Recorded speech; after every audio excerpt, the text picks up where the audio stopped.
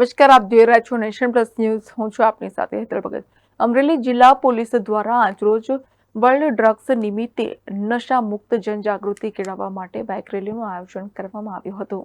રાજ્યમાં ગેરકાયદેસર નાર્કોટિક્સના પદાર્થ, કેફી ઔષધો, મનઃપ્રભાવી દ્રવ્યોના ગેરકાયદેસર વેપાર તથા હેરાફેરી વેચાણ અટકાવવા જરૂરી સૂચના આપવામાં આવેલ, જેના ભાગરૂપે એટીએસના માર્ગદર્શન હેઠળ માદક પદાર્થના ગેરકાયદેસર વેચાણ અને વહન અટકાવવા સારું અને ગુજરાત રાજ્યને નશા મુક્ત કરવા અભિયાન હાથ ધરેલ છે.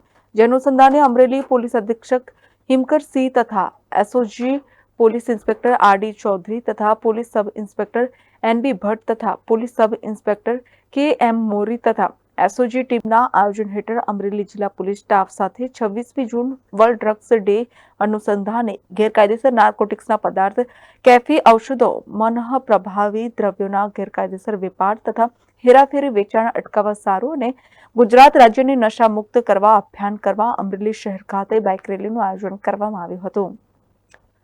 Mehul Trivedi, nation plus news, Amreli. સમાચારોના સતત અપડેટ મેળવવા માટે અમારી નેશન પ્લસ ન્યૂઝની યુટ્યુબ ચેનલને સબસ્ક્રાઇબ કરો, બેલ આઇકન દબાવો અને જોડાયેલા રહો ફેસબુક, ઇન્સ્ટાગ્રામ અને ટ્વિટર પર.